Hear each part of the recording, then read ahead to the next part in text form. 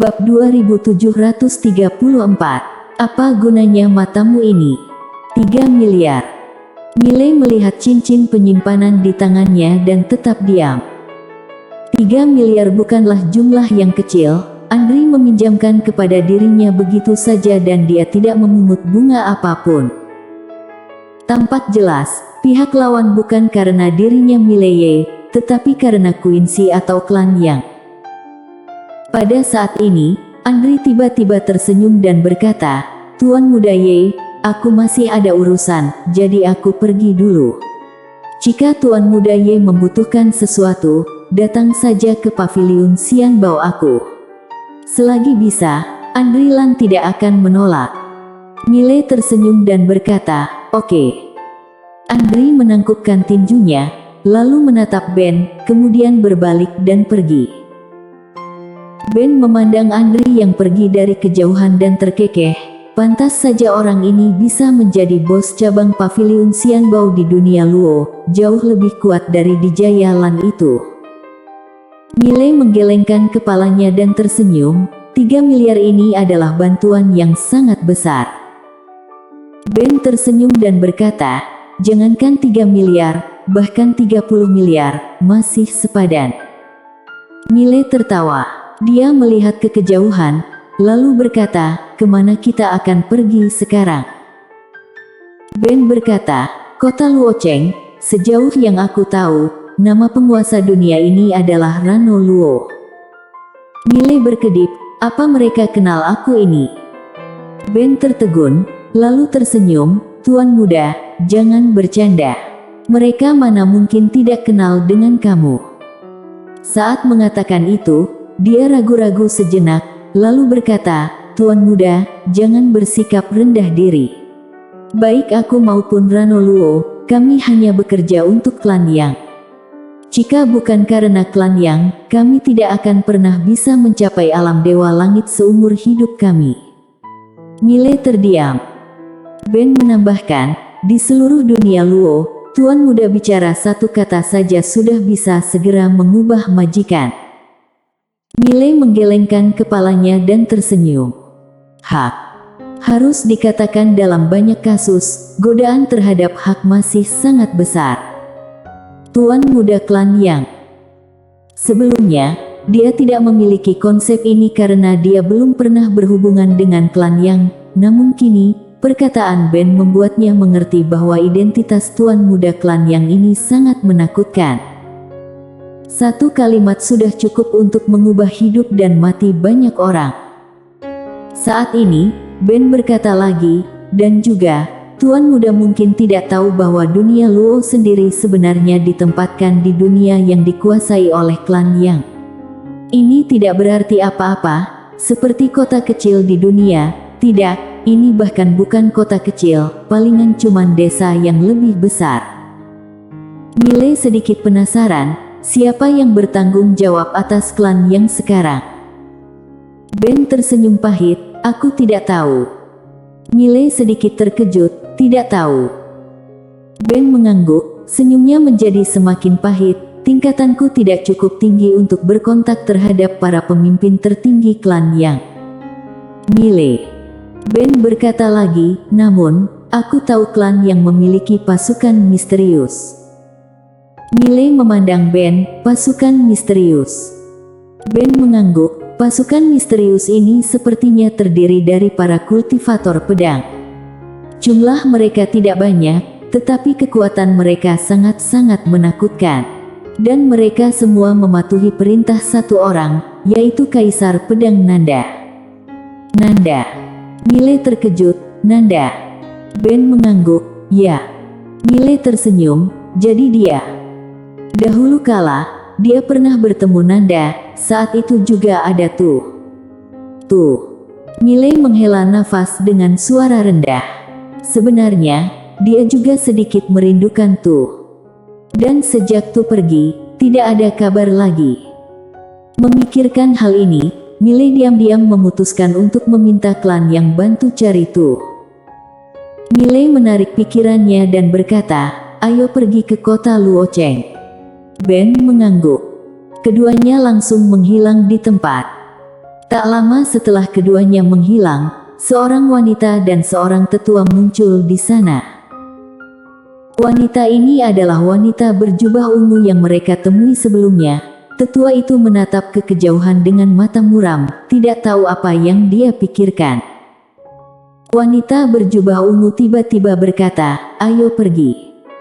Setelah mengatakan itu, dia dan tetua itu langsung menghilang di tempat. Kota Luocheng.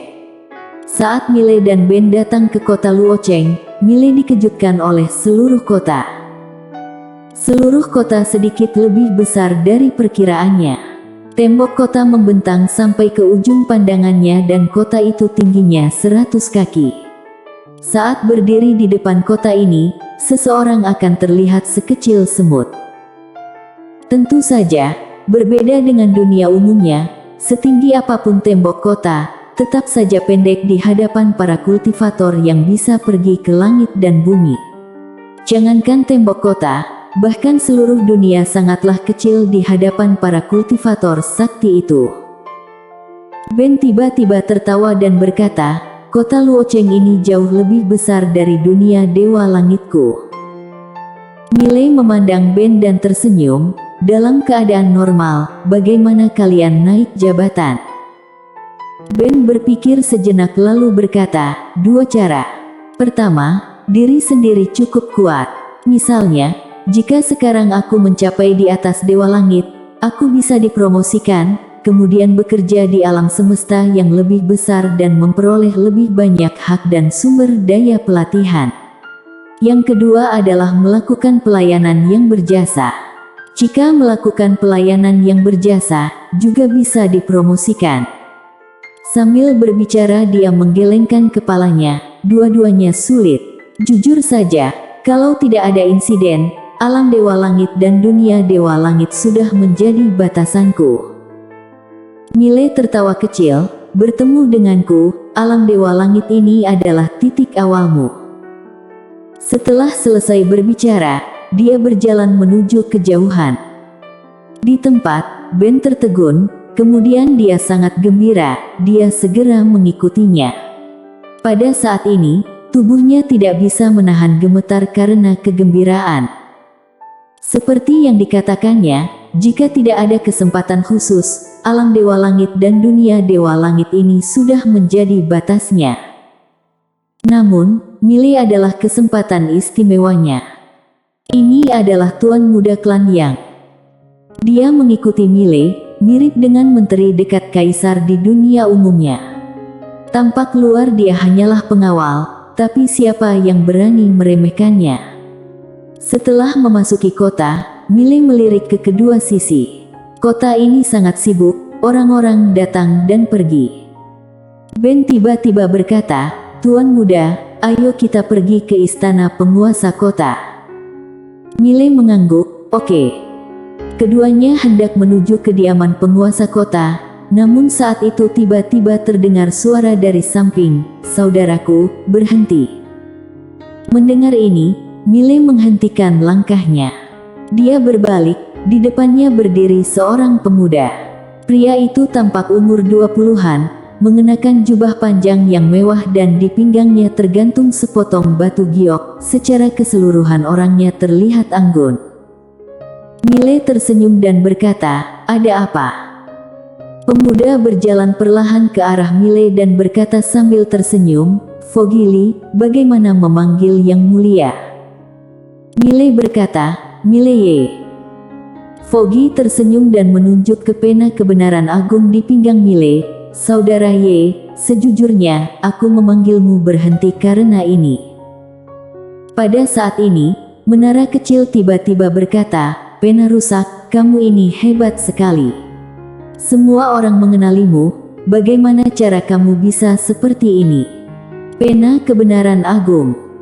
Miley melirik pena kebenaran agung di pinggangnya, lalu berkata sambil tersenyum, "Demi ini." Foggy Lee mengangguk dan berkata sambil tersenyum, "Saudara Ye, sejujurnya ada temanku yang ingin membeli barang ini. Kamu kasih harganya." "Beli pena kebenaran agung." Miley membeku. "Pena kebenaran agung." Foggy Lee tersenyum dan berkata, "Ya, Saudara Ye, tolong buka harganya." Miley menggelengkan kepalanya dan tersenyum, "Tidak dijual." Foggy Lee tersenyum, "Saudara Ye, kami akan memberikan harga yang sangat memuaskan." Miley berpikir sejenak, kemudian berkata, "Kalau begitu 10 miliar. Mendengar ini, senyuman di wajah Foggy Lee berangsur-angsur menghilang. Miley tersenyum dan berkata, "Tinggi." Foggy Lee tersenyum dan berkata, "Saudara Ye, kamu agak sedikit serakah." Miley berkata dengan tegas, "Saudara Lee, ini adalah pena kebenaran agung, pena kebenaran agung." Foggy Lee terkekeh, "Pena kebenaran agung? Itu hanya tubuh bayangan. Lagi pula, sekalipun itu tubuh utama, harganya juga tidak sampai 10 miliar nadi alam semesta." Miley. Bima Sakti, di suatu tempat di sebuah ruangan, tiba-tiba terdengar suara, "Sial." Di kota Luocheng, Miley memandang Foggy Lee dan berkata sambil tersenyum, "Tuan Muda Lee, siapa temanmu?" Foggy Lee menggelengkan kepalanya, "Saudara Ye tidak perlu tahu." Sambil berbicara, dia berjalan ke arah Miley, lalu merentangkan telapak tangannya dan sebuah cincin penyimpanan muncul di depan Miley. "Saudara Ye, aku ingin pena kebenaran agung ini." Miley melirik cincin penyimpanan, hanya ada 10 juta nadi alam semesta di cincin penyimpanan itu. 10 juta. Miley terdiam. Saat ini, menara kecil tiba-tiba berkata, "Pena rusak 10 juta. Harga terlalu rendah. Kalau aku jadi kamu, aku hanya akan membeli sepotong tahu, lalu menabrak diri sampai mati." Memalukan sekali. Pena kebenaran agung marah, "Menara rusak, bisa tidak kamu berhenti bicara omong kosong?" Menara kecil berkata dengan lembut, "Kenapa kamu teriak padaku? Kamu bentak dialah." Pena kebenaran agung tiba-tiba berkata dengan tenang, "Orang sekarat, untuk apa aku bentak?" Menara kecil berkata dengan suara dalam, "Apa kamu sudah membuat pengaturan? Pena kebenaran agung, itu bukan urusanmu." Menara kecil. Di kota, Miley memandangi 10 juta nadi alam semesta di depannya, menggelengkan kepalanya dan tersenyum, "Saudara Lee, kamu akan membelinya dengan paksa." Foggy Lee memandang Miley, dia menjentik cincin penyimpanan dengan ibu jarinya. Saat ini hanya ada 9 juta nadi alam semesta di cincin penyimpanan, jual tidak? Miley menggelengkan kepalanya. Foggy Lee tersenyum dan menjentik pelan dengan ibu jarinya, lalu di dalamnya hanya tersisa 5 juta nadi alam semesta, jual tidak? Miley tersenyum dan menggelengkan kepalanya. Ben memandang Foggy Lee dengan ekspresi tenang, seolah-olah dia sedang melihat orang mati. Foggy Lee tiba-tiba menyimpan cincin penyimpanannya, lalu berkata sambil tersenyum, "Saudara Ye, sekarang kamu sepeser pun tidak ada lagi." Miley berpikir sejenak, lalu berkata, "Saudara Lee, lihat aku, menurutmu aku ini orang yang mudah ditindas?" Foggy Lee tertawa, "Kenapa, Saudara Ye ingin mengancamku?" Miley menggelengkan kepalanya, "Aku hanya ingin kamu melihatku dan lihat apakah aku ini sangat mudah ditindas."